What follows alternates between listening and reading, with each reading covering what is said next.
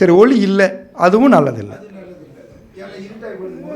அப்போது அதிகமான ஒளியை கொடுத்தாலும் அது தப்பு, ஒளியே இல்லாமல் இருந்தாலும் தப்பு. இந்த பிளானட்டுக்கு, இந்த வக்கர பிளானட் என்னென்னு கேட்டிங்கன்னா, அந்த சுற்றி நீள்வட்ட பாதையில் சுற்றி வரும்போது ஒரு குறிப்பிட்ட இடத்துல மெதுவாக நகர்ற மாதிரி, கரெக்டாக தான் நகருது, அதில் எந்த மாற்றமெல்லாம் இல்லை. ஆனால் அந்த நகர்ற தூரம் இருக்குது இல்லைங்களா, அந்த நகர தூரத்தினுடைய ஒளி ஒரு குறிப்பிட்ட ஆப்போசிட் இடத்துல வந்து குறிப்பிட்ட இடத்துல அங்கேயே அது விழுகிறனால அதுக்கு பேர் வக்கரம்னு பேர். அந்த வக்கரத்தை நீங்கள் தெரிஞ்சுக்கணும். இப்போது காரில் வந்துட்டுருக்குறோம், ஒரு டேனிங்கில் திரும்பும்போது கார் நகர்ந்துட்டு தான் இருக்குது, ஆனால் அந்த டேனிங்கிலேயே தான் லைட் அடிக்கும் இல்லைங்களா? இதுக்கு பேர் தாங்க வக்கரம். அப்போ வக்கரம் பெற்ற கிரகங்கள் தன்னுடைய இயற்கையான குணநலங்களை மாற்றிக்கொண்டு என்ன வந்துடுவானுங்க அந்த இடத்துல, தன்னுடைய குரு வக்கரமான என்ன அர்த்தம்? நல்லவன் கிடையாது. குரு வக்கரமானா ஏன்? அவனுடைய குணநலங்கள் மாறி போகுது. சரி, இப்படி வச்சுக்கலாம், குரு நல்லவன், அவன் வக்கரமாகும்போது ஒளி பலமாக கொடுக்கும்போது உச்சக்கட்ட நல்லவனாக இருக்கிறான். எவன் மதிப்பான்? எவன் மதிப்பான்? உச்சக்கட்ட நல்லவன் என்ன அர்த்தங்க? போய் பேச மாட்டான், சரிங்களா? காசு பணம் வாங்க மாட்டேன், எதுவும் பண்ண மாட்டேன், சோத்துக்கு என்ன பண்ணுவேன்? நீ எங்கே இருக்கணும்? உச்சக்கட்ட குரு எங்கே இருக்கும்? சுடுகாட்டில் தான் இருக்கும். ஏன்? அங்கே தான் ஒன்றுமே இல்லை, சரிங்களா? அப்போ ஒளி வந்து சரியான அளவில் இருந்தால் மட்டும்தான் அது நமக்கு நற்பலன்களை கொடுக்கும்னு சயின்ஸ் சொல்லுது. சூரிய குடும்பத்தில் பூமி சரியான அளவு இடத்துல இருக்கிறனால தான் உயிரினங்கள் உயிர் வாழ்கின்றது.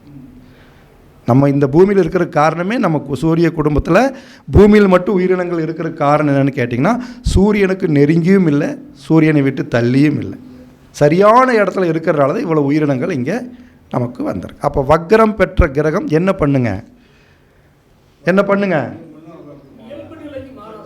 இயல்பு நிலைக்கு.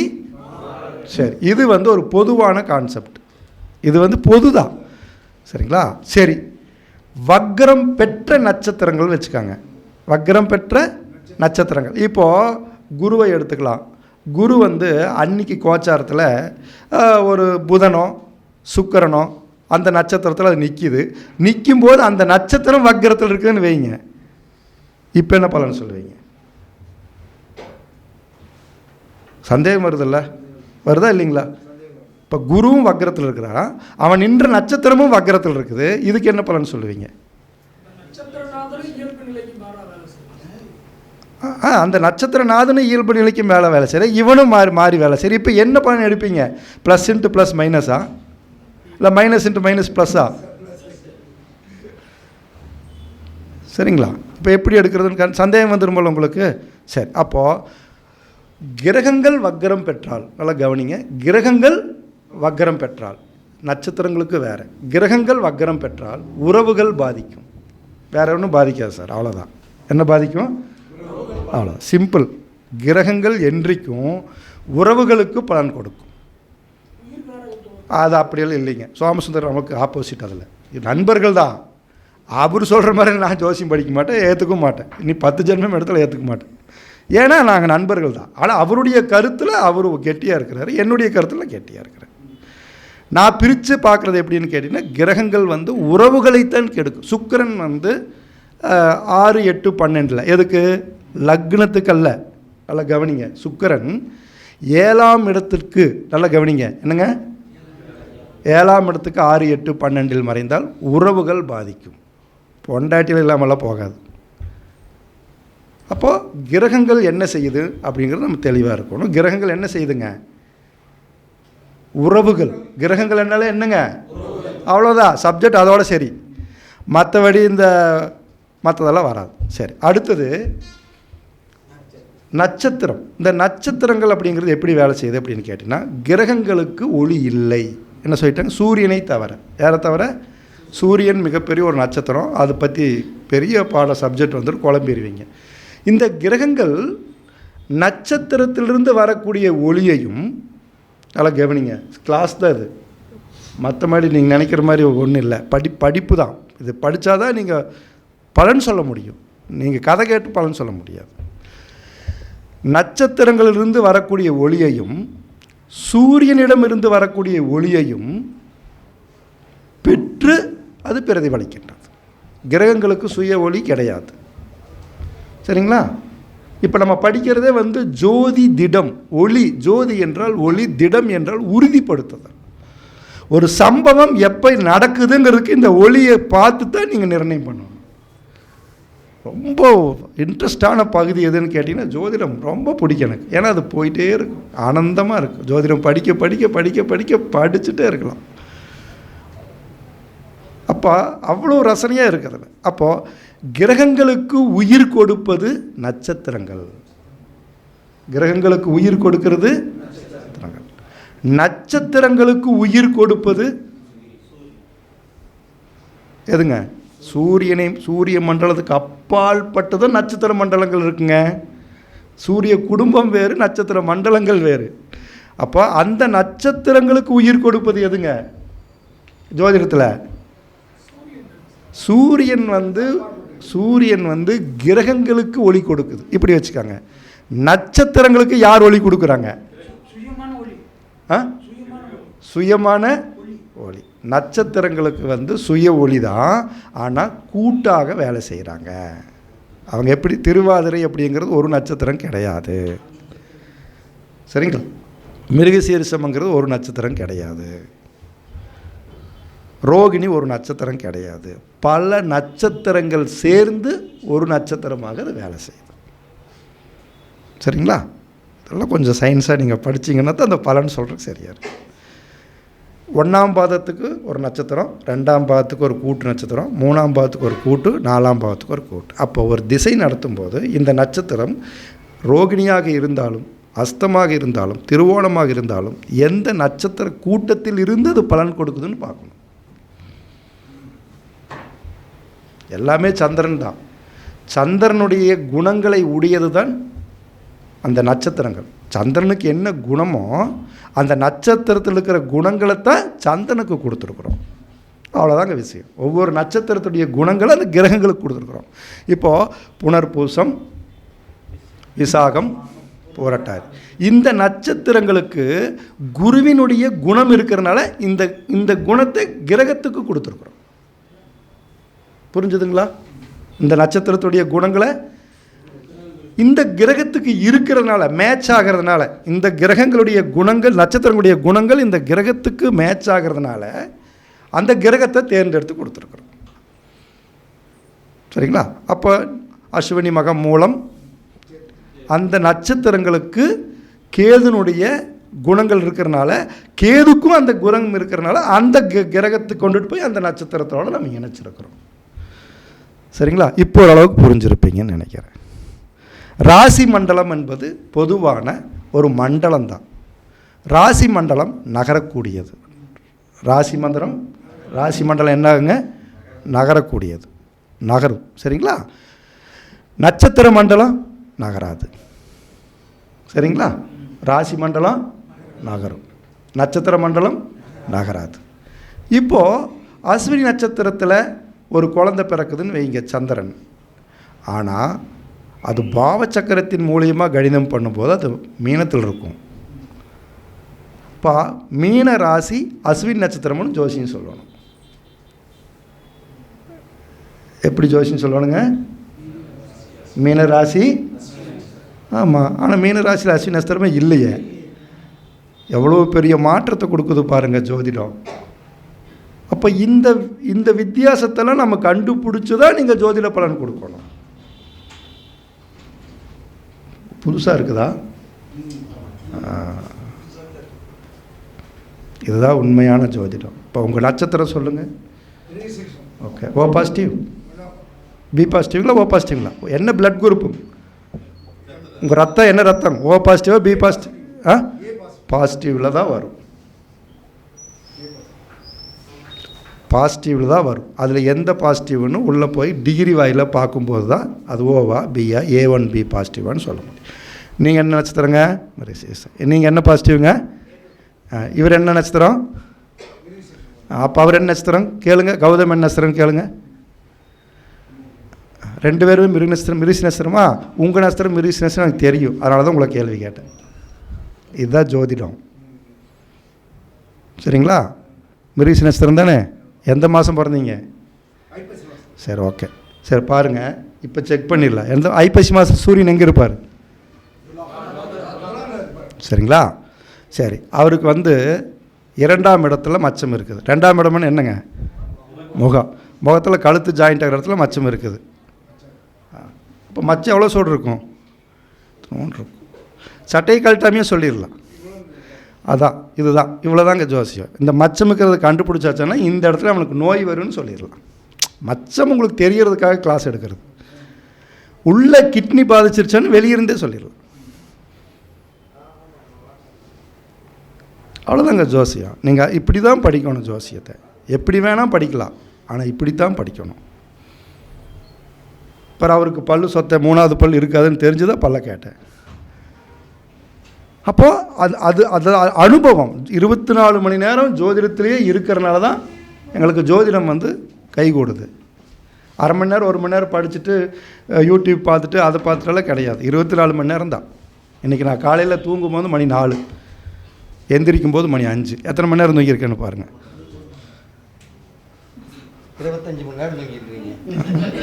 4 மணிக்கு படுத்து அடுத்த நாள் 5 மணிக்கு. அப்போது வக்ரம் பெற்ற கிரகங்களை நம்ம கணிதம் பண்ணும்போது ரொம்ப நுணுக்கமாக கணிதம் பண்ணணும். இப்போ இப்படி எடுத்துக்கலாங்க. ஒருத்தனுக்கு மேச ராசியில் 9 பாகையில் புதன் வக்ரம் ஆகிறார். ஒருத்தருக்கு 10 பாகையில் வக்ரம் ஆகிறார்.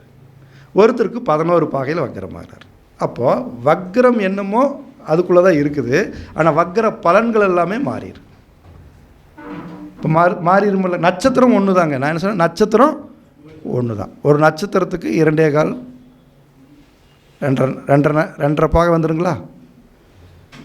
3.20 3 பாகைன்னு வச்சுக்காங்க. 20 பாகை விட்டுறலாம், நம்ம தான் கணக்கே போட வேண்டாம். அப்போது ஒரு நட்சத்திரத்தில் 3 பாகை 3.20 3 பாகைனா இப்போ ஒரு நட்சத்திர பாதத்தில் 3 பாகை இருக்கிறனால அந்த 3 பாகைக்கும் 3 விதமான பலன்களை அது கொடுக்கும். 3 பாகைக்கும் ஒரு பாகைக்கு 2 விதமான பலன்களை கொடுக்கும். அப்போ எத்தனை பாகைங்க? அரை பாகைக்கு ஒரு ஜோசியம். இவ்வளோதாங்க, அரை பாகைக்கு ஜோசியம். இதை சொன்னீங்கன்னா தான் நீங்கள் ஜோசி இத்தனை மணிக்கு இந்நேரத்துக்கு இது நடக்கும்னு சொல்ல முடியும். சும்மா மேலோட்டமாக உட்காந்துட்டு ஜோசின்னு சொன்னீங்கன்னா வேஸ்ட். இது பிசிபி சிஸ்டம், வேறு ஒன்றும் இல்லை. பாரம்பரிய கால்குலேஷன் ப்ரொடக்ஷன், அவ்வளோதாங்க. இந்த அருமையான வாய்ப்பை 45வது கருத்தரங்கத்தில் எனக்கு பரணி பாரதி கொடுக்க ரொம்ப சந்தோஷமாக இருக்குது. என்ன காரணம்னு கேட்டிங்கன்னா, இவ்வளோ ஒரு கிரிட்டிக்கலான ஒரு கேள்வி கேட்டு போட்டாருன்னு கோபம் கூட ஒன்று. ஆனால் அது மக்களுக்கு உங்களுக்கு இவ்வளோ அருமையாக இனிமையாக சேருதேன்னு பார்க்கும்போது அவருக்கு ஒரு பெரிய பாராட்டு கொடுங்க. எல்லாருமே மெய் மறந்து கேட்டுக்கிட்டு இருக்கிறீங்க. எல்லாருமே மெய் மறந்து கேட்டுக்கிட்டு இருக்கிறீங்க. காரணம் என்னென்னு கேட்டிங்கன்னா, இது இவ்வளோ நுணுக்கமாக இருக்குதா அப்படிங்கிறது ரொம்ப சந்தோஷமாக இருக்குது. ஏன்னா நீங்கள் இப்படி படித்தா தான் நீங்கள் பலன் சொல்ல முடியும். அப்புறம் வக்ரம் அப்படின்னா தன்னுடைய இயல்பான குணங்களை மாற்றிக்கொள்ளுதல் வக்ரம். சரிங்களா? புரிஞ்சுட்டிங்களா? சரி, அடுத்தது நட்சத்திரங்கள் வக்ரம் அடைஞ்சால். இப்போ குரு வக்ரம் அடைஞ்சால் அவன் நல்லவன் இல்லை. சரி, குரு நின்ற நட்சத்திரம் வக்ரம் அடைஞ்சா என்ன பலன் சொல்கிறது? இப்போ குரு நல்லா இருக்கிறார், கடகத்தில் குரு உச்சம் பெற்றிருக்கிறாருன்னு வச்சுக்கலாங்க. பூச நட்சத்திரத்தில் நிற்குது. அன்றைக்கி பூச நட்சத்திரத்தில் இருக்கிற சனி பகவான் என்ன பண்ணுறாரு? வக்ரத்தில் இருக்கிறார். இப்போ என்ன பலன் கொடுப்பார் குரு? நான் என்ன சொல்லியிருக்கிறேன்? கிரகங்களுக்கு சுய ஒளி கிடையாதுன்னு சொல்லியிருக்கிறேன். நட்சத்திரங்களிலிருந்து வரக்கூடிய ஒளியை பெற்று தான் அது பிரதிபலிக்குதுன்னு சொல்லியிருக்கிறேன். இப்போ நட்சத்திரம் வக்ரமான என்ன ஆகும்? கிரகங்களுடைய புத்தியும் வக்ரமாயிரும். அவ்வளோதானே சார்? உங்கள் உயிர் உங்ககிட்ட இல்லை, நீங்கள் பிணம் தானே, இருந்தால் தானே. இப்போ இத்தனை நேரம் பேசிகிட்டு இருக்கிறார் பெரியசாமி ஐயாங்கிறீங்க. செத்து போச்சுன்னு என்ன சொல்லுவார்? பாடி எப்பப்போ வரும்பீங்க. பெரியசாமி போயிடும், பாடி எப்போ வரும், பாடி எப்போ எடுப்புன்னு எடுக்கிறீங்க. ஏன் பாடின்னு சொல்கிறீங்க? 2 மணி நேரத்துக்கு முன்னாடி பெரியசாமி ஐயான்னு சொன்னீங்க, இப்போ பாடி எடுக்கிறீங்களான்னு கேட்குறீங்க. அப்போ இந்த பேர் யாருக்கு? உயிருக்கு. அப்போ ஒரு ஜாதகத்தில் உங்களுக்கு நல்லதையோ கெட்டதையோ கொடுப்பது யார்? கிரகங்களா நட்சத்திரங்களா? இதில் தெளிவாக இருங்க, யார் சொன்னாலும் மாறிடாதீங்க. ஏன்னா அதுதான் உயிர். உயிருக்கு உயிர் கொடுப்பதும் ஒரு கிரகம் இருக்குது. அது இன்னொரு மீட்டிங்கில் பேசுகிறேன். இந்த நட்சத்திரங்களை கையாளுறது இன்னொரு நட்சத்திர கூட்டங்கள் தான். சரிங்களா? அப்போ அந்த நட்சத்திரங்கள் கூட்டத்தினுடைய இயக்கத்தில் தான் இந்த நட்சத்திரம் வேலை செய்யும். இந்த நட்சத்திரத்தினுடைய இயக்கத்தில் தான் இந்த கிரகங்கள் வேலை செய்யும். அப்போ வக்ரம் பெற்ற கிரகம் எப்போ பலன் கொடுக்குங்கிறீங்க? எப்போ பலன் கொடுக்கும்? வக்ரத்தில் இருக்கிற கிரகம் எப்போ பலன் கொடுக்கும்? வக்ர நிவர்த்தியானவா? ஏங்க பிறக்கும் போது ஒரு கிரகம் வக்ரத்தில் இருக்குது, அது எப்போ நிவர்த்தி ஆகும்? எந்த கோயிலுக்கு போனால் நிவர்த்தி பண்ணலாங்க? பரணியே சொல்லட்டும். எந்த கோயிலுக்கு பஞ்சமுக ஆஞ்சநேயருக்கு போனால் நிவர்த்தி ஆயிருமா? ஆகாது. ஆமாம், முன்னாடி போகிறதுக்கு போனால் நம்ம இப்படி பின்னாடி போனோம்னா வக்கர நிவர்த்தி நமக்கு ஆகுது. இதை என்னென்னா அதை பாஸ் கதை தான். அல்ல அண்ணன் வேணும்னு தான் கேட்டார், வேறு ஒன்றும் இல்லை, எனக்கு தெரியும். இல்லை அப்படியெல்லாம் சொல்கிறாங்கன்னு சொல்ல வர்றாரு அவர், வேறு ஒன்றும் இல்லை. இப்படியெல்லாம் ஜோசின்னு சொல்கிறாங்கன்னு சொல்கிறார். எங்கள் நண்பர்கள் நல்லா ரொம்ப வருஷமாக நண்பர்கள் தான், ஆனால் கொஞ்சம் கருத்து வேறுபாடுகள். ஆமாம், கரெக்டுங்க. பின்னாடி இருக்கிற கோயில் வக்கரம் தானே, எப்படி அறிவாளிவாக பதில் சொல்கிறார் அவர். சரவண அதாவது முருகனுக்கு எப்பவுமே உகர்ந்த குணம் என்னன்னு கேட்டிங்கன்னா, ஒன்று போட்டு தள்ளுறது, வேற ஒன்றும் இல்லை. எவனையாவது போட்டு தள்ளிடுவான், வேற ஒன்றும். இதுதான் உண்மை. சூரசம்ஹாரம் எந்த கடவுளுக்கு கொடுத்துருக்குறான்? யாருக்கு கொடுத்தாங்க? சூரசம்ஹாரம் யாருக்கு கொடுத்துருக்குறாங்க? சரி, பரமசிவங்கிறீங்க, முருகங்கிறீங்க, இல்லை விநாயகருங்கிறீங்க, பெருமாளுங்கிறீங்க, பிரம்மா, எல்லா தேவதைகள் இருந்தாலும் கூட இந்த சின்ன பையன்கிட்ட ஏயா கொண்டுட்டு போய் போர் தளபதின்னு கொண்டுட்டு போய் அவங்ககிட்ட கொண்டுட்டு போய் வேலை கொடுத்தீங்க? இத்தனை பிரம்மாவே இருக்கிறானல்ல, இருந்தாலும் ஏன் முருகன்கிட்ட கொண்டு வேலை கொடுத்தீங்க? போட்டு தள்ளிடு. பிடிக்கலன்னா போட்டு தள்ளிடு. என்ன பண்ணுங்க? ஒன்று நீ எனக்கு அடிமையாக இரு, நான் உனக்கு என்ன வேணால் கொடுக்குறேன். ராங் பண்ணினியோ நீ சம்ஹாரம் தான். வதம் வைநாசிகம் அங்கே தான் வேலை செய்யுதுங்க. பாருங்கள் என்ன சொல்கிறான். சூரனை என்ன பண்ணாங்க? நட்சத்திரத்தில் என்ன சொல்கிறாரு? கொஞ்சம் நேரத்துக்கு முன்னாடி அவர் என்ன சொல்லணும்? வதம் நட்சத்திரம் வைகாசி நட்சத்திரம் பேசினார்ல. வதம் எங்கே நடக்குங்கிறீங்க? யார் வதம் பண்ணுவாங்க? மிருகசீரிசம் சித்திரை அவிட்டு மட்டும்தான் வதம் பண்ணும். மிருகசீரிசம் சித்திரை அவிட்டம் வதம் பண்ணுறதுல கிங்கு, வதம் பண்ணுறதுலையும் கிங்கு. அதான் விஷயம்.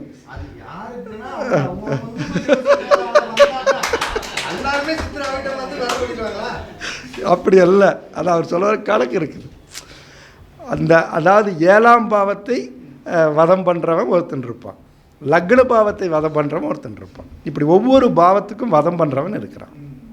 அவர் எப்படி யோக புள்ளியை பேசினாரோ இங்கே வதம் பண்ணுற புள்ளியும் இருக்குது. இப்போது வதம் பண்ணுற புள்ளியினுடைய நட்சத்திரங்கள் வரும்போது திருமணம் பண்ணி வச்சிங்கன்னா டைவர்ஸ் ஆகிடும். 10 பொறுத்து நல்லாயிருக்கும்.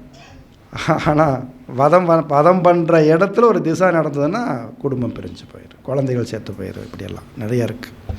அது பப்ளிக்கில் சில விஷயங்களெல்லாம் பேச முடியாது. ஏன்னா நான் பேசுகிறத காப்பி எடுத்துகிட்டு இப்போ இதுக்கு ஒரு போஸ்ட்டு போட்டு அண்ணன் சொன்ன மாதிரி அதுக்கு ஒரு பலன். நான் குந்தன லக்ன ஸ்புடம்னு ஒன்று இருக்குது, உங்களுக்கு நான் சொல்லிகிட்டே இருப்பேன் ஒவ்வொரு மேடையிலையும். அது எத்தனை பேர்த்துக்கு தெரியாது, எந்த ஜோசியனுக்கு தெரியாது, அதிகமாக தெரியாது. குந்தன லக்ன ஸ்புடம் போடாமல் நீங்கள் ஜோசின்னு சொன்னீங்கன்னா நீங்கள் ஜோசியரே இல்லை. இது எத்தனை நாள் ஆகும்? கண்டிப்பாக உங்கள் அறிவை பொறுத்து தான். ஒரு ஜாதகம் நான் கணக்கு போடுறதுக்கு படிச்சுட்டிங்கன்னா ஒரு குந்தன லக்ன ஸ்புடம் போடுறதுக்கு 4 மணி நேரம் ஆகும். உட்காந்துட்டு போனா முன்னாடி அதுக்கு தான் நாங்கள் ஒரு வாரத்துக்கு முன்னாடியே அவனை டேட் ஆஃப் பர்த் வாங்கிட்டு அவங்ககிட்ட பணத்தை வாங்கிட்டு எனக்கோசரம் அவனை உட்கார வச்சுருக்கிறேனே. அப்புறம் காசு கொடுக்காம உனக்கு யார் வேலை செய்ய போகிறேன்? நான் எனக்கு தேவை காசு, உனக்கு தேவை காரியம். நான் பொய் சொல்கிறதில்ல. இந்த காரியம் நடக்கலைன்னு உன் பணத்தை வாங்கிட்டு போ, நடந்தால் நீ எச்சா கொடுக்குற. வேறு இந்த வாட்சி முதல் கொண்டு இந்த சட்டை முதல் கொண்டு எங்கிட்ட ஜோசியம் பார்க்குறவங்க எடுத்து கொடுத்தது தான். எனக்கு நிறைய பேர் நிறைய இனாமாக கொடுப்பாங்க பாருங்க. ஆனால் ஜோசியர்கள் ஜாக்கிரதையாக இருக்கணும். ஜோசியர்களுக்கு இனாமல் வேறு வழியிலலாம் வரும், ஜாக்கிரதையாக இருக்கணும். ஆமாம்மா, எனக்கெல்லாம் வந்திருக்குது. மாடு கண்ணு போட்டுறது கொண்டு வந்து கொடுத்துட்டாங்க. மாடு கண்ணு போட்ட ஜாதகத்தை கவிதான்னு பேர் வச்சு கொண்டு வந்து கொடுத்தாங்க. இந்த பொண்ணு எப்போ வயசுக்கு வரும்னு கேட்டான். இப்போ நான் சொன்னேன், மாட்டு கன்று போட்டிருக்கிற ஜாதகம் ஐயா இதுக்கு எப்போ வயசுக்கு வரேன்னா இந்த மாட்டு கண்ணுக்கு இத்தனை வயசு ஆகும்போது அது காலை சேர்த்திக்கும் அப்படின்னு சொன்னேன். பாராட்டினான். கொண்டு வந்தவன் ஒரு ஜோசியர். அப்புறம் அதே மாதிரி செத்துப்போன ஜாதகத்தில் கொண்டு வந்து கொடுத்துருக்குறாங்க என்கிட்ட. அதனால் அனுபவப்பட்டது. அதான் சொன்னேன், அவமானம் என்பது தான் அனுபவம். செத்துப்போன ஜாதகத்தை கொடுத்து எப்போ கல்யாணம் நடக்கும்னு கேட்டாங்க. ஈரோட்டில் மல்லிகை மகாலில் ஒரு ஜோசியர் கேட்டாங்க. இந்த மாதிரி ஜோதிட மீட்டிங்கில் இருக்கிற 3 நாள் மீட்டிங் இது. அந்த 3 நாள் மீட்டிங்கில் உட்காந்துருக்கும்போது நாங்களும் உட்காந்துட்ருக்குறோம். பேசிகிட்டு இருக்கும்போது அவர் கேட்குறாரு, நான் அப்போ தான் பல்லு விளக்கிட்டு பாத்ரூம் போகிறேன். மண்டபத்தில் 3 நாள் மண்டபம் அங்கேயே இருந்து தான் நான் பண்ணுறேன். இதெல்லாம் கொஞ்சம் நாளைக்கு முன்னாடி நடந்தது, ரொம்ப வருஷங்களுக்கு முன்னாடி. அப்புறம் அந்த கூட்டமே பேசிகிட்டு இருக்குது, இவனுக்கு எப்போ கல்யாணம் நடக்கும்னு கேட்குறாங்க. எல்லோரும் என்ன சொல்கிறாங்க, பைக் வாங்குவா, காரு வாங்குவா, அது வாங்க, இது வாங்குவேன்னா. அப்புறம் நம்மளை கேட்டாங்க, இறையா பல்லு விளக்கிட்டு இருக்க, வாய் கொப்பிச்சிட்டோன்னு சொல்கிறேன்னா. ஜாதகத்தை பார்த்துன்னு சொன்னேன். இவன் செத்து 3 மாதம் ஆச்சு, இவனுக்கு எங்கே நீ கல்யாணம் பண்ண போகிறேன்னு கேட்டேன்.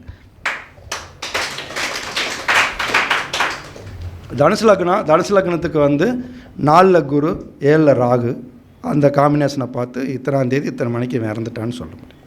இப்போ யாருக்காவது மரண தேதி எப்படி சொல்கிறதுன்னு இங்கே நான் சொல்லி காட்டுறேன். வேணாம், அதாவது மறைமுகமாக சொல்கிறேன், ஓப்பனாக சேலஞ்செல்லாம் சொல்ல முடியாது. நான் ஒரு ஆள் சொல்கிறேன், நான் வேண்டாம் அதுதான் வேண்டாங்க. இப்போ ஒன்றும் வேண்டாம். சரி யாருக்கு அப்பா இல்லை கை தூக்குங்க. சரி ஓகே. உங்களுக்கு அப்பா எப்போ என்ன கிழமையில் இறந்துருப்பாருன்னு நான் சொல்கிறேன். ஒவ்வொருத்தருக்கும் சொல்கிறேன், என்ன கிழமைன்னே சொல்கிறேன். கணக்கே போடாமல் கண்ணை மூடிட்டு சொல்கிறேன். நீங்கள் என்ன லக்னம்? ஓகே. இப்போ இவங்க அப்பா கடக லக்னத்துக்கு இவங்க அப்பா வந்து எப்போ மரணம் ஆவார் அப்படின்னு பார்த்துட்டிங்கன்னா, வெள்ளிக்கிழமையில் மரணம் ஆவார். உங்கள் அப்பா எப்போ மரணம் ஆவாருங்க? பார்த்து வெள்ளிக்கிழமை.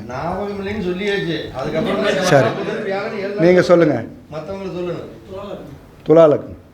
துலா லக்னத்துக்கு வந்து மரணமானது சனிக்கிழமை. சனிக்கிழமையே முடிஞ்சதுங்க. எங்கே போய் ஞாயிற்றுக்கிழமை ஆயுள் கணிதம்.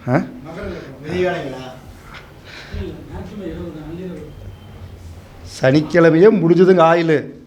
அவ்வளோதான், ஆயுள் கணிதத்தில் அவ்வளோதான். இவ்வளோ துல்லியமாக சொல்ல முடியும். சொல்லுங்க ஐயா, லக்னம் மட்டும் சொல்லுங்க போதும். சனிதான்.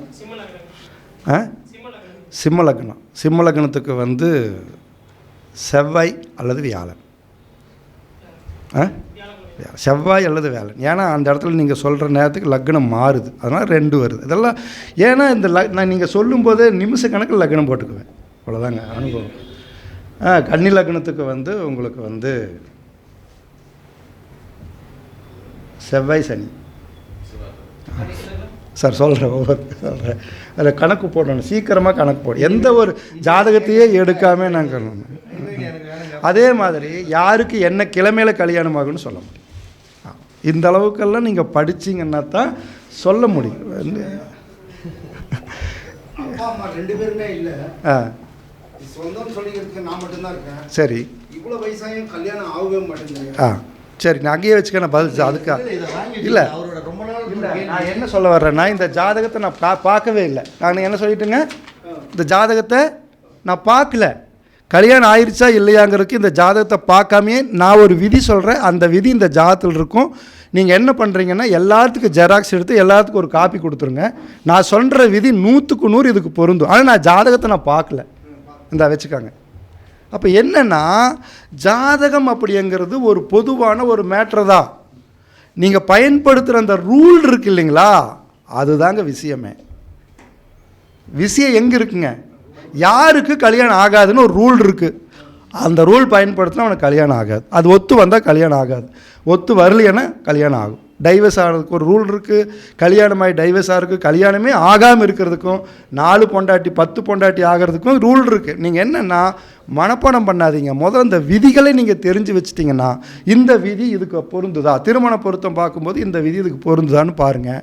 ஆமாண்ணா அழகாட்டில் 2 பொண்டாட்டி டைவர்ஸில் இருக்கும் இல்லைங்களா, அப்போ நீங்கள் என்ன பண்ணணும்னா, பக்கத்தில் இருக்கிற ஜோசிகார், ஆகாத ஜோசிகார் இருப்பானல்ல, என்னையாட்டு ஒருத்தன் இருப்பான், பெரியசாமி நல்லா பார்ப்பான்டா, அவனைத்தாண்டி சிக்க வைக்கணும்னு சொல்லி, ஐயா எனக்கு ஜோசி அவ்வளோக்கா தெரியாது, 3வது முக்கில் இருக்கிற பெரிய சாமிக்கு நல்லா தெரியும், அவங்ககிட்ட பொருத்தம் பார்க்க சொல்லி அனுப்பிவிட்டிங்கன்னா அவன் பொருத்தம் பார்த்து கல்யாணம் பண்ணி வச்சு டைவர்ஸ் ஆனதுக்கப்புறம் அவனுக்கு கெட்ட பேர் வரை நம்ம தப்பிச்சுக்கலாம். இதுதான் உண்மை. நீ தப்பிச்சுக்கிறது தான் ஜோதிடத்தில் அறிவு வேணும். தப்பிக்கிறதுக்கு ஆமாம், எல்லாத்துக்கும் நான் ஜோசின்னு சொல்லுவேன் மாறு தட்டிட்டு போய் முன்னாடி நின்றுட்டிங்கன்னா சிக்கி சின்ன பின்னம் ஆயிடுவீங்க. அதெல்லாம் தெரிஞ்சு தான் நீங்கள் ஜோசின்னு சொல்லணும். தப்பிச்சுக்கிறீங்களா, தப்பிச்சுக்காங்க. இல்லை அதை நீங்கள் மெயின்டைன் பண்ண முடியும்னா தான் அந்த இடத்துல நீங்கள் இறங்கணும். இல்லைன்னா எனக்கு ஜோசியம் தெரியாதுன்ட்டு போயிடணும். அப்போது வக்கரம் பெற்ற கிரகம் உறவுகளை பாதிக்கும். என்ன சொல்லுதுங்க? உறவைத்தான் பாதிக்கும், பயந்துக்கவே வேண்டாம். ஆனால் வக்கரம் பெற்ற நட்சத்திரத்தில் இருக்கும்போது அவனையவே அது பாதிக்கிறது இல்லாமல் எல்லாத்தையும் கெடுத்துடும். இப்போ புரிஞ்சுதுங்களா? வக்கரம் பெற்ற கிரகம் எப்படி இருக்கும்? சரி, எப்போ பலன் கொடுக்கும்? எப்போ பலன் கொடுக்கும்? வக்கரம் பெற்ற கிரகம் கோச்சாரத்தில் வக்கரமாகும் போது நல்ல பலனை கொடுக்கும். இப்போ குரு வக்கரம் வைங்க, குரு வக்கரம். அப்போ குரு வக்கரமானவனுக்கு எப்போ அந்த குரு திசையோ குரு புத்தியோ நடக்குதுன்னு வைங்க, அவனுக்கு எப்போ நல்ல பலன் கொடுக்குங்கிறீங்க? அந்த கோச்சாரத்தில் இருக்கிற குரு வக்கரகதியில் இருக்கும்போது நல்ல பலன்களை கொடுக்கும். அப்போ போய் அவங்ககிட்ட போய் இந்த கோச்சாரத்தில் குரு வக்கரமாக இருக்குது இப்போல்லாம் ஆகாது போயிட்டுவான்னு சொல்லிடக்கூடாது. அவனுக்கு வக்கரத்துக்கு வக்கரம் தான் இணையாகும். ஏன்னா எதிர்மறை எண்ணங்கள் தான் ஏற்றுக்கொள்ளும். 2 கெட்டவன் ஒன்று கூடி தான் இன்னொருத்தனுக்கு எடுக்கிறதுக்கு பார்ப்பான். நல்லவன் கெட்டவன் 2 பேர் ஒன்று கூட மாட்டாங்க. இப்போ அவர் நல்லா இருக்கிறாரு அப்படின்னா இவனு 2 குசுன்னு பேசி பரணி பாரதி இத்தனை கஷ்டப்பட்டு இவ்வளோ செலவு பண்ணி மீட்டிங் நடத்திட்டு இருக்கிறான், நம்ம 2 பேர் ஒரு கூட்டம் போட்டு அவனை முடிச்சு தள்ளிடலாம் அப்படின்னு கெட்டவன் 2 பேர் தான் குசுன்னு பேசுவான், நல்லவன் பேச மாட்டான். அப்போ வக்கரம் பெற்ற கிரகம் யாருக்கு சப்போர்ட் பண்ணுங்கிறீங்க? இன்னொரு வக்கரம் பெற்ற கிரகத்துக்கு சப்போர்ட் பண்ணும். சரி, அது நல்லதா கெட்டதா என்பதை அந்த நட்சத்திரங்கள் தீர்மானிக்கும். எது நட்சத்திரம் எது தீர்மானிக்குங்க? நட்சத்திரம். அந்த நட்சத்திரத்தினுடைய அளவுகளை எது தீர்மானிக்குன்னா பாகை தீர்மானிக்கும். சரிங்களா? அப்போ பாகை தான் இங்கே ரொம்ப முக்கியம். சரிங்களா? அப்போ பாகையும் பார்க்கணும், நட்சத்திரங்களையும் பார்க்கணும், கிரகத்தையும் பார்க்கணும், கோச்சாரத்தையும் பார்க்கணும், அந்த கிரகத்தை எந்தெந்த கிரகங்கள் பார்க்குதுன்னு பார்க்கணும். கொஞ்சம் கஷ்டம் தானே? ஜோசி என்ன டப்பாக இருக்குதா? இதில் நீரை போல கொடுக்கக்கூடிய கிரகங்கள் உண்டு, இடியை போல இருக்கக்கூடிய கிரகங்களும் உண்டு. இப்போ நீர் இப்போ மழை நீர் டிச்சில் விழுகுது, அது என்னவா மாறிடுங்க? குட்டையில் விழுகுது, கடலில் விழுகுது, ஆற்றுல விழுகுது. சரி, இது நீர். இப்போ வானத்திலிருந்து இடி இறங்குது, டிச்சில் இறங்குனா எது முடிஞ்சது? இடியா? டிச்சு முடிஞ்சது. அப்போ நீர் தன்னை மாற்றிக்கொள்ளுகின்றது இருப்பிடத்துக்கு தகுந்தாற் போல. புரிஞ்சுதுங்களா? நீர் என்ன பண்ணுது? குளத்தில் நம்ம குடிக்கலாம், ஆற்றுல இருந்தால் குளிக்கலாம், கழுவலை எல்லாம் பண்ணலாம். சாக்கடையில் விழுந்துட்டா? ஆனால் மழை நீர் தன்னை மாற்றிக்கிறது. ஆனால் இடி பனைமரத்தில் விழுந்தா, நம்ம மேலே விழுந்தா, அப்போ இடி என்பது அது ஒன்றாகிறது இல்லை, அது விழுந்த இடத்த சுத்தம் நெருப்பாக அழிச்சிருது. சரிங்களா? ஆனால் நீர் என்ன பண்ணுதுங்க? தன்னை மாற்றிக்கொள்கின்றது. இப்படி கிரகங்களில் 2 வகையாக பிரிச்சிருக்கிறாங்க, நீர் கிரகங்கள், நெருப்பு கிரகங்கள். அப்படி இந்த நெருப்பு கிரகங்களில் ஒருத்தனுக்கு கலத்தர பாவம் அமைஞ்சு அவனுக்கு இப்படித்தான் இருக்குன்னு சொல்லிட்டா அவன் இவனைத்தான் நான் கட்டுவேனே தவிர நம்ம சொல்கிறது கல்யாணம் பண்ண மாட்டான். நீர் கிரகங்கள் கலத்தர கிரகங்களாக வந்துருச்சுன்னா அவன் லவ்வே பண்ணாலும் நாம் கெஞ்சி கூத்தாடி சாமி விட்டுருவா வேண்டாண்டா அப்படின்னா விட்டுட்டு வந்துடுவான். அப்போ யாருக்கு செத்தாலும் பரவாயில்ல நான் அது செய்வேங்கிறவங்க நெருப்பு தன்மை உள்ள கிரகங்கள், அது தன்னை மாய்த்து கொள்ளுமே தவிர மாற்றிக்கொள்ளாது. மாய்த்து கொள்ளும், செத்து போயிருமே, தான் செத்துருவாங்க, ஆனால் கேரக்டரை மாற்றிக்க மாட்டாங்க. சரிங்களா? அப்போ நீங்கள் பலன் சொல்லும்போது எந்த கிரகம் அப்படின்னு பார்த்து சொல்லுவோம். அப்போ இது மாற்றுமா மாற்றாதா? மாற்றிக்க கிரகங்களுக்கு நீங்கள் பரிகாரம் சொல்லுங்கள், நடக்கும். மாய்த்து கொள்ளுகின்ற கிரகங்களுக்கு பரிகாரம் சொல்லி என்ன பண்ணுறது? செத்தாவது போவான், தன்னுடைய கேரக்டரை மாற்றிக்காதவனுக்கு என்ன பண்ண முடியும்? என்ன பரிகாரம் சொல்லுவீங்க? அப்போ மாறுவானா அப்படின்னு பார்த்து மாறுறவனுக்கு நம்ம பண்ணணும், மாறாதவனுக்கு பண்ணக்கூடாது. அப்போ வக்கர கிரகங்கள் எப்போது எப்படி பலன் கொடுக்கும் அப்படின்னா, வக்கர கிரகங்கள் வக்கரத்தில் இருக்கும்போது, கோச்சாரத்தில் இருக்கக்கூடிய அந்த கிரகம் வக்கரம் அடையும் போது அதோடைய பலன்களை கொடுக்கும். இது பொதுவான கான்செப்ட். பலனை கொடுக்கும். நல்லதா கெட்டதா என்பதை அது ஏறிய நட்சத்திர அதிபதியை பொறுத்து மாறும்.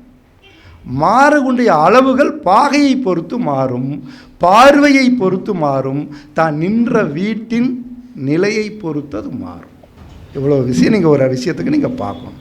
பார்த்துட்டிங்கன்னா ஓகே, அப்போ இத்தனை மணிக்கு நடக்கும் அப்படிங்கிறதுக்கு இந்த கோச்சாரத்தில் இருக்கக்கூடிய கிரகங்களும் திசா புத்தியில் இருக்கக்கூடிய கிரகங்களும் நல்லா பாருங்கள். திசா புத்தி அந்தரம் சூட்சமம் பிராணன் என்கின்ற அதிசூட்சமம், பிராணன்னு சொல்லலாம் அதிசூட்சமம்னு சொல்லலாம். இந்த 5 இருக்குங்களா?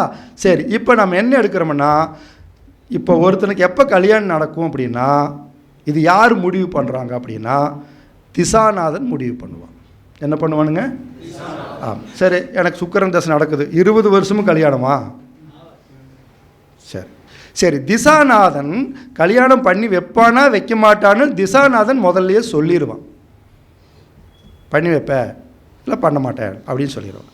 அதுக்கப்புறம் எந்த புத்திநாதன் தான் அந்த கல்யாணம் பண்ணிக்கிறேங்கிற புத்தியை கொடுப்பான். இப்போ கடத்தெருவு இருக்குது, இது திசாநாதன் வச்சுக்காங்க. ஒரு மளிகை கடை இருக்குது, சாமி கோயில் இருக்குது, சாராய கடை இருக்குது, ஹோட்டல் கடை இருக்குது. உங்களுக்கு என்ன புத்தி வேலை செய்யுதோ அந்த புத்திக்கு தகுந்த மாதிரி அந்த கடைக்குள்ளே நீங்கள் பூதுவீங்க இல்லைங்களா? என்ன புத்தி நடக்குதோ கடத்தெருவில் இல்லை எல்லா கடையும் இருக்குது, ஜவுளி கடையிலிருந்து எல்லா கடையும் இருக்குது. உங்கள் புத்தி எங்கே இழுத்துட்டு போகுதோ அந்த புத்தி இழுத்துட்டு போகிற இடத்துக்கு தான் நீங்கள் என்ன பண்ணுவீங்க? இதுதாங்க புத்தியோட வேலை.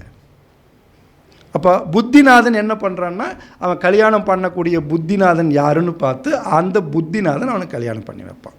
சரி, புத்திநாதன் கல்யாணம் பண்ணுறதுக்கு கடைக்குள்ளே பூந்துட்டான். ஆனால் கடைக்குள்ளே பூந்ததுக்கப்புறம் அது என்ன குவாலிட்டியில் தேர்ந்தெடுக்கிறாங்கிறது யார் முடிவு பண்ணுவாங்க? அந்தரநாதன். இப்படி நீங்கள் திசா புத்தி பலன்களை பார்க்கும்போது பிராணனிலிருந்து பின்னாடி வரணும், திசாநாதிலிருந்து போகக்கூடாது. பிராணன் என்ன பண்ணுது, அதுக்கப்புறம் என்ன பண்ணுறாங்கன்னு பார்த்தீங்கன்னா எத்தனாம் தேதி எத்தனை மணிக்கு என்ன நடக்கும்னு தெரியும். இதெல்லாம் ஒரு ஜோதிட ரகசியம்தான், யாருமே சொல்லாத விஷயத்த சொல்கிறேன். இப்படி தான் பார்க்கணுன்னு சொல்லுவாங்க. திசாநாதனை பாரு, புத்திநாதனை பாரு, அப்படி இல்லை. பிராணனிலிருந்து வா, அப்போ தான் நீ ஜோசியத்தை படிக்க முடியும். திசாநாதிலிருந்து போனீங்கன்னா பொய்த்து போயிடுவேன். திசை பெருசு, எத்தனை தூரம் நீ கணக்கு போடுறது? பிராணன் ஒரு நாள் மீறினா 2 நாள் அங்கே புடி, அப்போ தான் நீ ஜோசியத்தில் ஜெயிப்ப. 20 வருஷம் எப்போ நீ கணக்கு போட்டு வர்றதுக்குள்ளே மண்டை வெடிச்சு போயிரு. பிராணனை புடி, ஈஸியாக கொண்டு போய் கொடுத்துருவோம். அப்போ ரிட்டனில் பார்க்கணும். சரிங்களா? அப்போ வக்கரம் பெற்ற கிரகம் உங்களுக்கு புரிஞ்சிருச்சுங்களா? எப்போ பலன் கொடுக்கும்? அப்போ ஒருத்தருக்கு குரு தசை நடக்குது, அந்த குரு தசை ஜாதகத்தில் வக்கரத்தில் இருக்குது, அவங்களுக்கு கல்யாண யோகத்தை கொடுக்கணுமுன்னா எப்போ கொடுக்காது? கோச்சாரத்தில் இருக்கக்கூடிய குரு வக்கரகதியில் வரும்போது தான் அவங்களுக்கு அந்த கிரகம் அவங்களுக்கு சப்போர்ட் பண்ணும். சரிங்களா? யாருக்கெல்லாம் குரு வக்கரத்தில் இருக்குது? சரி, உங்களுக்கு எப்போல்லாம் கல்யாணம் ஆச்சு? என்ன நட்சத்திரம்? சரி, ஓகே. உங்கள் குரு தசையில் சுக்கிரன் புத்தியில் கல்யாணம் ஆச்சுங்களா? சனி புத்தியா? பாருங்கள். சரிங்களா? அப்போ வக்கரம் பெற்ற கிரகம் எப்போ பலன் கொடுக்கும்? சரி சரி, வக்கரம் பெற்ற கிரகம் எந்த விஷயத்தை அதை பாதிக்கும்? உறவுகளை பாதிக்கும், உயிர்களை பாதிக்காது. இப்படி பிரித்து பார்க்கணும். உயிர்களை பார்க்கறதுக்கு வேற இடம், உறவுகளை பார்க்கறதுக்கு வேறு. இப்போ 6ஆம் இடத்துக்கு அதிபதியான ஒரு கிரகம் 6, 8, 12 மறைந்தால், அந்த 6ஆம் பாவத்துக்கு 6, 8, 12 மறைந்தால் அவன் எவனுக்கு சண்டைக்கு போக மாட்டான். அது வெறும் மேலோட்டம் தான். சரி, வந்துருச்சுன்னா அதுக்கு வேறு இடத்த பார்க்கணும். இப்போ நம்ம என்ன சொல்கிறோன்னா, ஜோதிடத்தில் நிறைய விஷயங்களை மாற்றி வச்சுருக்குறாங்க. அதாவது இது யார் கைக்கும் போகக்கூடாதுங்கிறதுக்காக சொல்லி கொடுத்துருக்குறாங்க. இப்போது எம்ஜிஆருடைய ஜாதகத்தில் 5ஆம் இடம் தான் புகழை கொடுத்தது, 5ஆம் இடம் தான் புகழை கொடுத்தது. புத்திரரை கொடுக்கவில்லையே, அதே 5ஆம் இடம் தானே. ஏன்? 5ஆம் பாவத்தில் தான் அவன் வலிமைன்னு சொல்கிறீங்க. 5ஆம் பாவம் புகழை கொடுத்தது, ஆனால் புத்திரரை கொடுக்கவில்லையே. ஏன்? 5ஆம் பாவம் தான் புத்திரஸ்தானம். ஏன்? அப்போ புத்திரரை கொடுப்பது எது? 5ஆம் பாவத்தில் புத்திரரை கொடுப்பது எது? 5ஆம் பாவத்தில் புகழை கொடுப்பது எதுன்னு பார்க்கணும். அங்கே தான் இருக்குது. ஆனால் கிரகங்கள் அவருக்கு என்ன கொடுக்கும், நட்சத்திரங்கள் என்ன கொடுக்கும், அந்த பாவம் என்ன கொடுக்குன்னு பார்க்கணும். பாவம் கொடுப்பதை கிரகங்கள் கொடுக்காது. பாவம் கொடுக்கறத கொடுக்காது. இப்போ பூமி இருக்குது, அந்த பூமியில் நீ எது போட்டாலும் வரும். ஆனால் அந்த பூமிக்கு தகுந்த மாதிரி போட்டால் தான் வரும், இல்லைங்களா? அப்போது ராசி இருக்குது, அந்த ராசியில் எந்த கிரகம் நின்னா அந்த கிரகத்துக்கு அந்த ராசி சப்போர்ட் பண்ணுன்னு பார்க்கணும். சும்மா எல்லா 5ஆம் பாவம் எனக்கு நல்ல பாவம் தான், நல்லா தான் இருக்கும் அப்படி பேச முடியாது. அந்த பாவம் எதை கொடுக்குமோ அதை நட்சத்திரங்கள் கொடுக்காது. நட்சத்திரங்கள் எது கொடுக்குமோ அதை கிரகங்கள் கொடுக்காது. கிரகங்கள் எது கொடுக்குமோ அதை மற்றது எதுவுமே கொடுக்காது. அது வேலையை தான் அதை செய்யும். இதை நம்ம புரிஞ்சு தான் நீங்கள் படிக்கணும். நீங்கள் 5ஆம் இடம்தான் புத்திரஸ்தானம், அது உயிர் ஸ்தானம். 5ஆம் இடம் தான் புகழ் ஸ்தானம். இங்கே அகச்சார்பு புறச்சார்பு நம்ம சண்முகசுந்தரம் சொல்கிற மாதிரி, சோமசுந்தரம் சொல்கிற மாதிரி எடுத்துக்க மாட்டேன். ஒற்றை பாவம் ரெட்டை பாவம், ஒவ்வொரு பாவத்துக்குள்ளாரும் ஒற்றை பாவம் ரெட்டை பாவம் இருக்கிறது. ஒவ்வொரு பாவத்துக்குள்ளே இருக்குது. அந்த பாவத்தில் குழந்தை இருக்குது, அந்த பாவத்தில் புகழும் இருக்குது. அதுதான் படிக்கும். நீங்கள் எப்படி படிக்கணும்னா ஒரு பாவத்தை ஒற்றை ராசி ரெட்டை ராசி அருள் சார்ந்த பொருள் அப்படியெல்லாம் கிடையாது. ஒரு பாவத்துக்குள்ளாரே எல்லாமே இருக்குது. அது எப்படி பார்க்கணும்? இந்த புரோட்டாவை அடுக்கி வச்ச மாதிரி லேயரை நீங்கள் ஜோசியம் படிக்கணுமே தவிர இந்த கழுத மாதிரி குதிச்சு பார்க்கக்கூடாது. இவன் ஒற்றை அவன் ரெட்டை அவன் ஒட்டை ரெட்டை அப்படிலாம் பார்க்கக்கூடாது. ஒவ்வொரு பாவத்துக்குள்ளாரும் ஒவ்வொரு விஷயங்கள் இருக்குது. ஒரு பாவத்திற்குள் 144 சட்டங்கள் இருக்கிறது. இதை நீங்கள் முதல்ல மனப்பாடம் பண்ணணும். ஒரு பாவத்துக்குள்ளார 144 சட்டம் இருக்குது. 144 என்னங்க? தடை உத்தரவு. நீங்கள் அதை படிச்சிட்டிங்க மட்டும்தான் ஜெயிக்க முடியும். சும்மா அவர் சொன்னார் நம்ம சொன்னார்னால நீங்கள் பேசியெல்லாம் ஒன்றும் பண்ண முடியாது. அப்போது வக்ரம் பெற்ற கிரகங்களை பற்றி உங்களுக்கு ஏதாவது டவுட் இருந்தால் சொல்லுங்கள், புரியலனாலும் சொல்லுங்கள், நான் உங்களுக்கு சொல்லித்தரேன். சொல்லுங்கள். யாருக்கு ஏதாவது புரியலையா? புரிஞ்சுதா? புதுசாக இருக்குதா? நிறைய சப்ஜெக்டை நான் ஷார்ட்டாக சுருக்கிறதுக்கு இவ்வளோ நேரம் ஆகிப்போச்சுங்க. ஏன்னா பெரிய விஷயம் இது சயின்டிஃபிக்கான விஷயம். அதை ஜோதிடத்துக்குள்ளே கொண்டு வர்றதுன்னா கொஞ்சம் அந்த ஷார்ட்டாக கொண்டு வர்றதுக்கு இவ்வளோ நேரம் ஆகிப்போச்சு, உங்களுக்கு புரிகிற மாதிரி கொடுக்குறதுக்கு. சரிங்களா? ஜோதிடத்தை முழுமையாக சொல்லி புரிய வைக்க முடியாது. இதில் சொல்ல முடியாத விஷயங்களையும் கூட இருக்குது. பட் அதெல்லாம் உங்களுக்கு சொல்லி என்னால் புரிய வைக்க முடியாது. அவ்வளோ அற்புதமான கலை இந்த ஜோதிட கலை. இதெல்லாம் உங்கள் பேசிக் தான். இதை நீங்கள் நல்லா தெரிஞ்சிட்டிங்கன்னா நீங்கள் வக்ர கிரகங்களை பற்றி ஜோசியம் சொல்லும்போது இதை நீங்கள் தெரிஞ்சு செஞ்சிங்கன்னா உங்களுக்கு ஜோதிடத்தில் பொய்த்து போகாது. 100% நீங்கள் பார்க்குறவங்களாகட்டும், உலக மக்களாகட்டும், இந்த ஜோசியராகட்டும், எந்த ஜோசியராகட்டும், இதை நீங்கள் பயன்படுத்துங்க. கண்டிப்பாக உங்களுக்கு நல்ல பலன்களை கொடுக்கும், நல்ல பேரும் புகழும் எடுப்பீங்க. சரிங்களா? ஓகே. அடுத்தது ஒரு சப்ஜெக்ட் தான் கொடுத்தாரு. அது எவ்வளோ சீக்கிரம் முடிக்கணுமோ முடிச்சிட்டேன். பசிக்குதுங்களா?